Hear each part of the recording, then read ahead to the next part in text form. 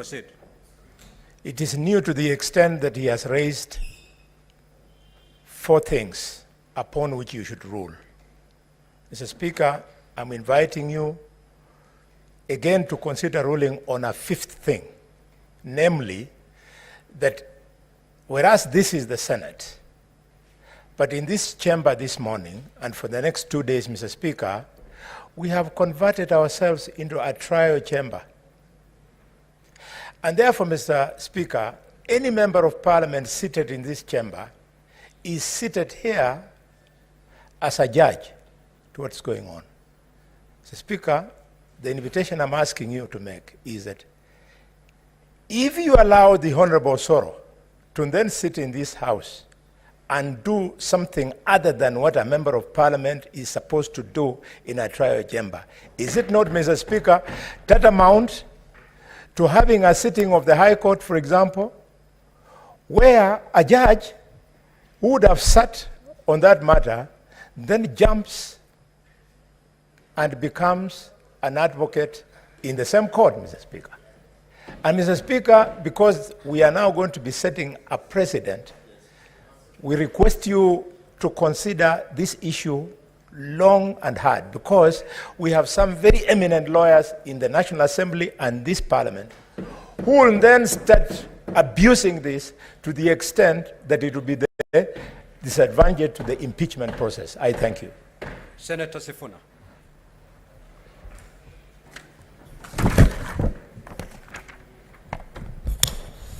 Thank you, Honorable Senator. First of all, I join... Is it on the issue of... no, it's a separate issue. It's on the issue of Honorable Osoro? I want to go on record, Mr. Speaker, supporting to the positions taken by the 2 senators. But I wanted to, with your very great indulgence, Mr. Speaker, because one of the parties has asked us to make a decision on a matter, I was hoping, Mr. Speaker, I could find some clarification on the understanding of the rules of the procedure for this particular process. Mr. Speaker, allow me to find out from the advocate for the deputy governor whether in their understanding there is a distinction between evidence and an allegation. Because my understanding of the standing orders, at least as I have read them, is that for as long as there is evidence supporting an allegation that was present in the county assembly. And I'll give a very specific example. If you're being accused of, say, corruption, is it possible that if there are 10 pieces of evidence and 7 are used in the county assembly, is it possible or is it their position that the remaining 3 pieces of evidence supporting the same allegation that was present in the county assembly cannot be presented before the Senate? That is the question I want them to answer for me as I ponder what to do with their objection. And number 2, whether it is their understanding that a public participation is a evidence collection forum. Because in my view, Mr. Speaker, when you go for public participation, you are presenting the case against the deputy governor as framed in the county assembly for the public to engage with that case. So that if I'm being accused of corruption, and that is what goes to public participation, is it possible that other people, upon hearing those allegations, might also say, I was also a victim? And then, what in their understanding are we supposed to do with that material? I thank you, Mr. Speaker. Thank you, Mr. Speaker. I just want to bring to the attention of the House on the issue of expunging certain submissions. Mr. Speaker, I think it is imperative that we understand that the individual who's on trial here is the Deputy Governor, Mr. Speaker. And when I look at some of the submissions and where we are being pulled towards in terms of, for instance, the reference on page 56, where we are told that we have to listen to certain issues that have been submitted with regards to the governor's wife, Mr. Speaker. As you have seen, and we have all seen previously, we have really tried as a Senate to stay away from the issue of the office of the First Lady or the First Gentleman, Mr. Speaker. And more often than not, including in these submissions that I have had being discussed in terms of being expunged, more often than not, it is a way of digressing this House from actually focusing on the charges, Mr. Speaker. The charges that are before us are 4. They are of gross violation, abuse of office, gross misconduct, and crimes under the national law. None of these charges, Mr. Speaker, are directing us to the wife of the governor.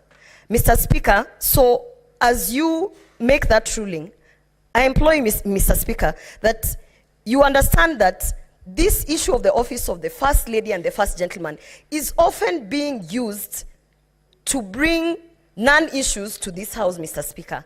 So I want to point out to both parties that, first of all, the governor's wife is not going to appear before us.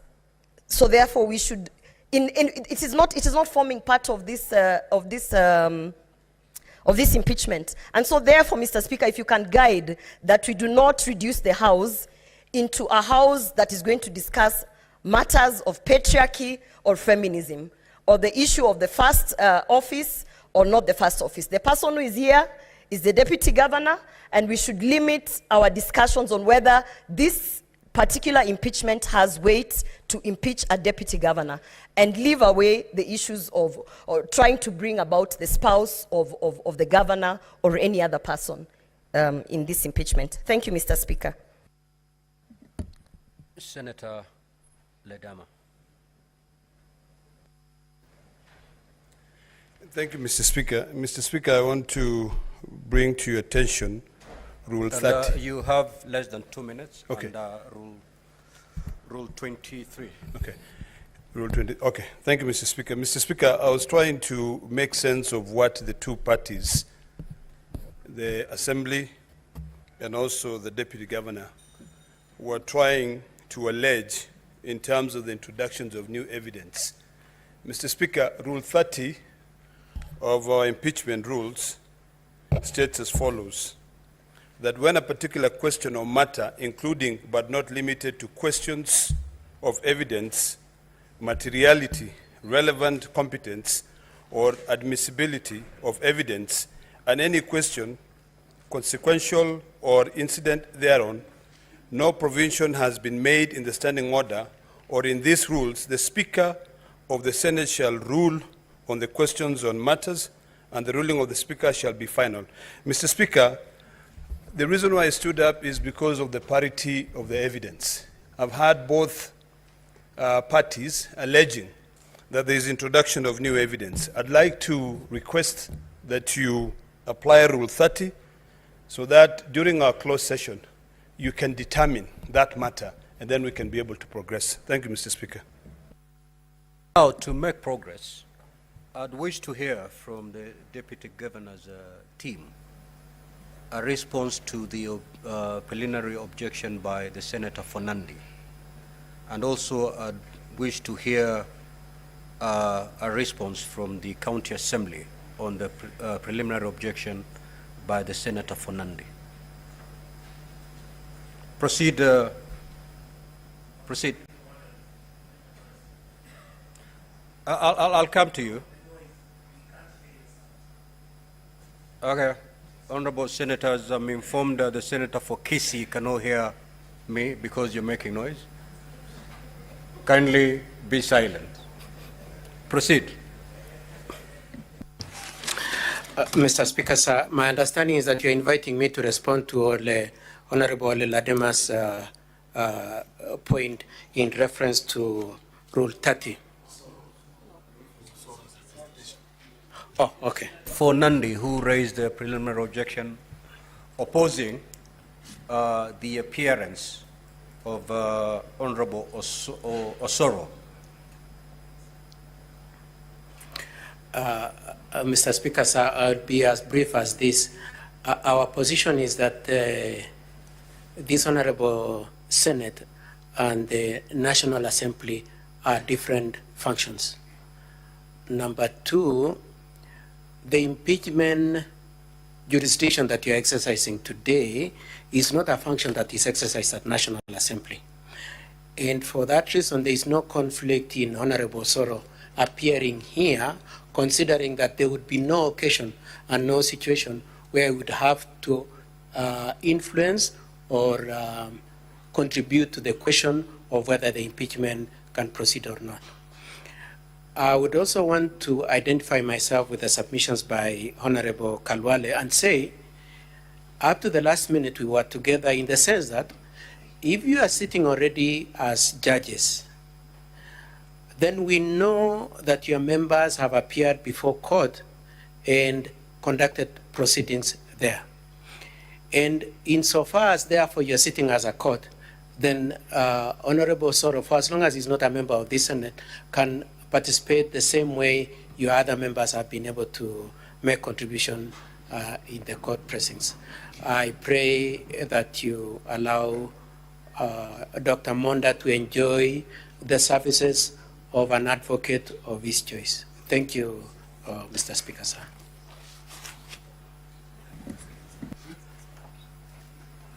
Mr. Speaker, sir, part of the benefit of attending law school and being a senator as distinguished as they are is that allow me to address the senator for Nandi as my junior learned friend, that he has correctly put it right, that there is no distinction, constitutionally there is no distinction between the National Assembly and the Senate. Pursuant to Article 93, there is established a Parliament of Kenya which shall consist of the National Assembly and the Senate. And as such, my learned friend Mr. Osoro, with all due respect, cannot then behave like a ping pong. He cannot have his bread and eat it. He must choose whether he wants to be a legislator or he wants to be an advocate. The tragedy of premising a case such as this one on misconception of facts is that Mr. Osoro wants to convert this distinguished assembly to a field day somewhere in Nyarimbari Church. And as such, Mr. Osoro then cannot then continue to appear as an advocate and as a member of parliament. He has to choose which court does he want to wear. No.